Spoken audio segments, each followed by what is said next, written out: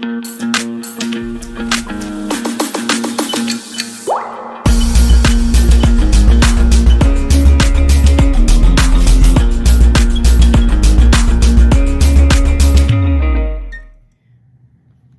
on to a topic that we need to talk about when we are learning how to set goals, make changes, chew on something bigger, change up something that we want in our lives, sign up for a big race, whatever. Whenever we set a goal or set something that we want to do that's different, we are always going to meet resistance, obstacles, whatever you want to call it, because the truth of the matter is that at this time, you can't accomplish what you're setting out to do. And if you can, then it's not a hard enough goal. We want to set goals that change us.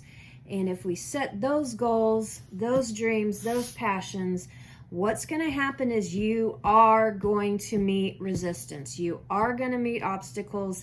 You are going to run into something that requires you to stop, breathe, pause, adjust, change. You're not going to end up any better, any different, any more, any whatever if you don't have the obstacle, if you don't have the resistance. That makes sense, right? You got to put yourself in the fire. So, this is my take on how we can work with this aspect of chasing down goals.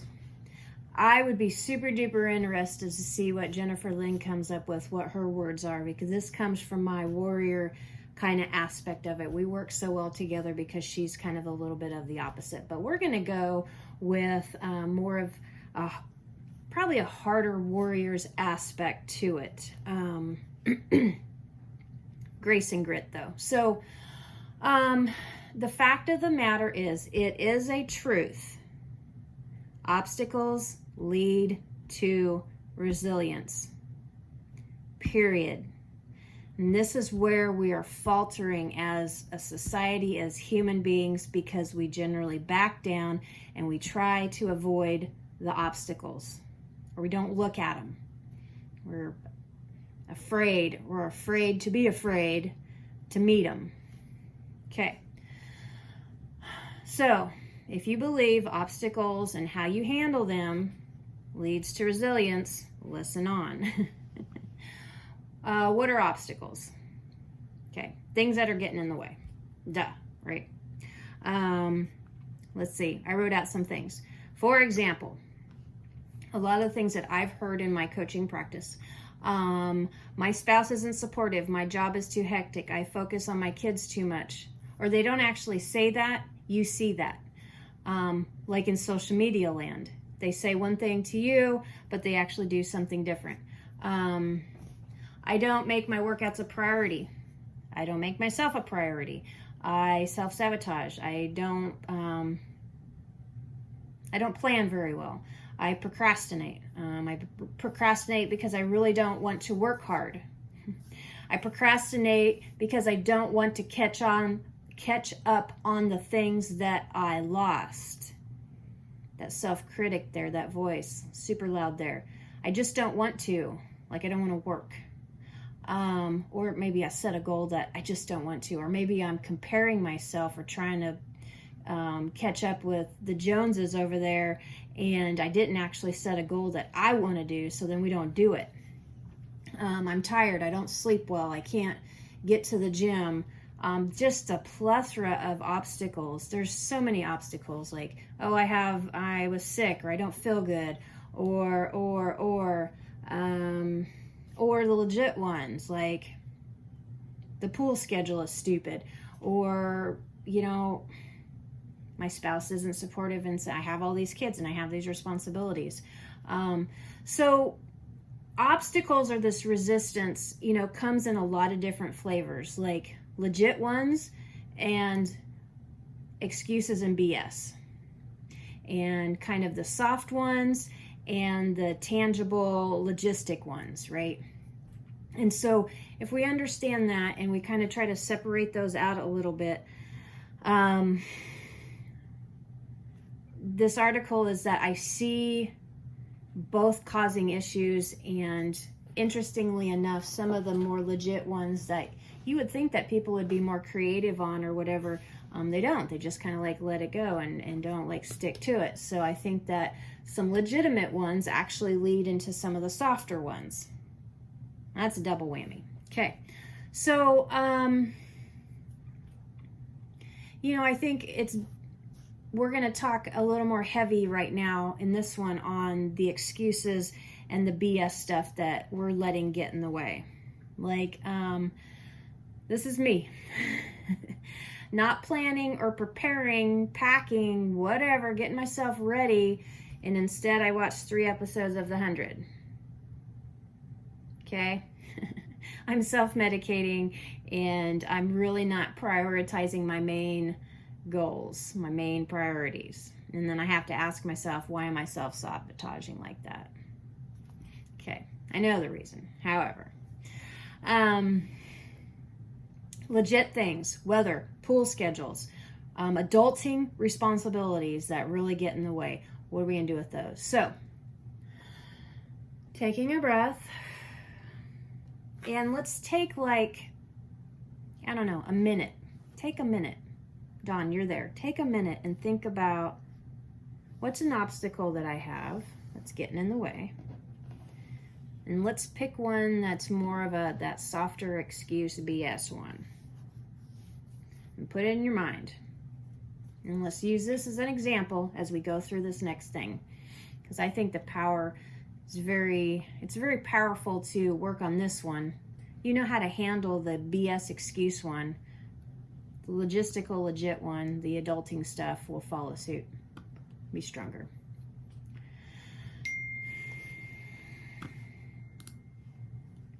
Okay, so hopefully Dawn thought of one. I bet she did. She's writing stuff down. Love her.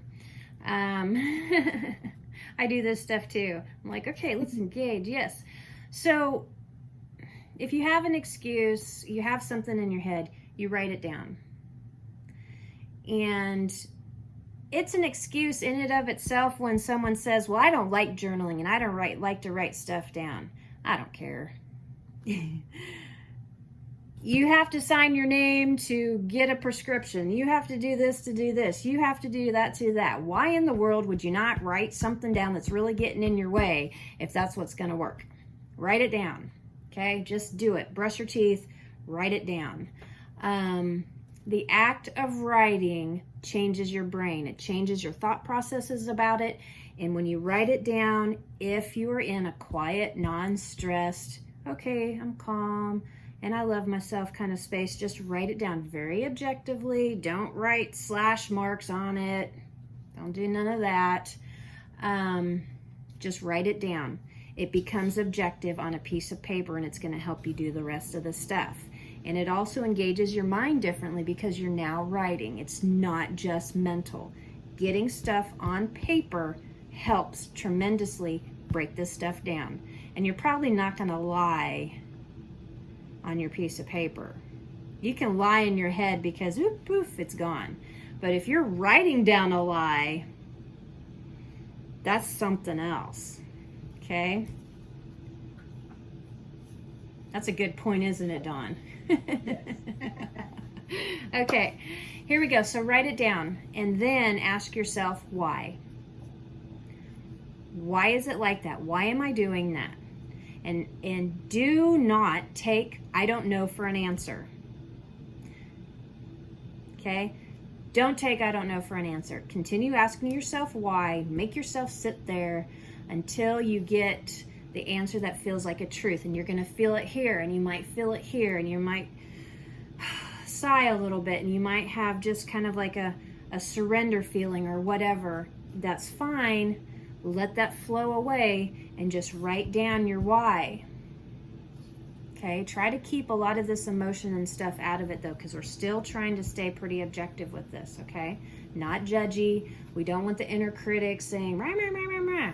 And we don't want the logical, mom or dad, pull your shit together. Rah, rah. We don't want any of that, okay? Okay, we're trying to be different. We're pulling in new. Just write it down. Okay, and then look at it in a loving and honest way. Say like you were your dog or a baby or your kid or someone that you loved, and start looking at it objectively, problem solving wise, without judgment, without limitation, without this, without that, and see what you can do different. How can you change that script on that why? You know, if you had a why and you're like, oh, that's the truth, you could continue asking why until you drill really down. One of the deepest whys is, I'm not good enough. Why I don't prioritize my workouts over my kids' stuff. Maybe because I'm trying to make up for mom mistakes, or I have, had a troubled childhood and I'm working my ass off to make sure they have better than I do. Okay? You want honesty there, and you'll know when it's there. You'll be like, oh, okay. And then what we want to do is we want to try to change it and how to crowd good in. This is one of the reasons why I do my planner the way I do, is I'm crowding in positive emotion and positive feedback and accountability for myself. I'm not check marking boxes. I'm drawing hearts in there saying, way to go, badass. Awesome. Good. Okay? So you got to look at it and then shift it to the positive. Like, how would you train your dog? How would you want to approach this with your child, with positive changing of it? Like if you say, I'm not good enough, and you're not working out, have a little sticker chart or something. I do this in my planner, a little mini sticker chart, or have a workout partner or accountability partner. When you do what you're setting out to do and you're not doing it, give yourself a win, a treat, like a sticker, or tell your accountability partner, and make sure they understand what you're doing, and that if you need to hear, look at that, way to invest in yourself, make sure they, ask them to say stuff like that. You've got to set this up for you, because our world doesn't do that very well, and we have to build that around ourselves, okay? Or if you need your coach to do that, let me know. Jennifer Lynn is like the bestest ever at this particular thing. Okay. So that's what we want to do with these obstacles, excuses that we're allowing to get in the way. We want to deconstruct them, writing them down, taking the power out of them, looking at them objectively, and changing the script. Writing down, if you know why you're doing that, and you're wanting to change that around, you just got to realize it's just incremental steps with positive feedback that changes your neurochemistry in your brain, that changes the neuroplasticity in your brain to want to continue to get that habit. The legit obstacles, sometimes we have to be creative around, and kind of reasonable. So, if you have obstacles from this different bucket that are health conditions or COVID or logistical things or injuries or adulting duties, and we're putting into this bucket being tired, being too stressed, this year we have all learned that there's a point where it's too much. I think each and every one of us have reached that point, and that's not a BS excuse. Life this year has been incredibly hard, and if you find yourself too tired, you need to not be overly critical with yourselves, because life has been too hard, too much. Being unsafe, feeling stressed, all this uncertainty is the hardest thing that we will tackle.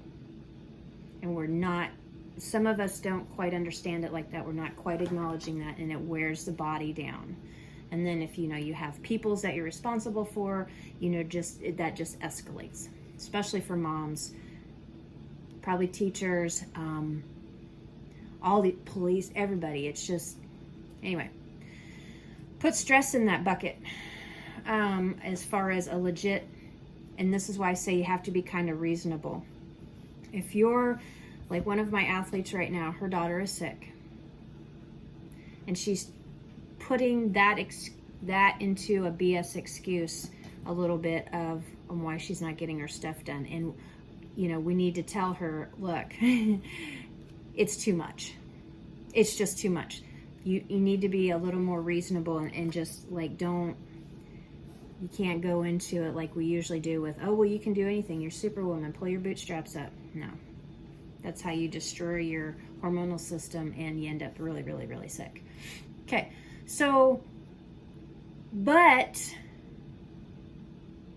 with something that you want to accomplish, if it fits into a goal that's heart aligned for you, your true north, and you want to get this stuff done, but you have these logistical problems, then you need to be creative, and then you need to be resilient and not let BS excuses get in the way of that, like the pool schedule is stupid. Do swim strength, workouts at home. My spouse isn't all that supportive because X, Y, and Z, or maybe you guys have adulting things to where one of you is really working really hard. He doesn't want to come home and take care of the kids because that's sort of unfair, right? And so you have to adjust. So we have to get creative if we decide that the juice is actually worth the squeeze and it's something that we want to do. There's a ton of things different that you can do. You just have to be creative with it. Okay, you have to reach out, ask different people. Like if you can't, I don't know, make it for a run, be okay with taking your kids for a quick walk or something. Or if that's like just too much stress, then get into some mom groups or some neighborhood stuff and say, hey, look, if you watch my kids for 45 minutes or something while I do this, I'll do this for you. You can get really creative with that. That's what we need to be doing now when we're kind of in this weird, we don't have a lot of control over everything that we do. Okay, so wrapping up, summarizing how you deal with obstacles and resistance leads to resiliency.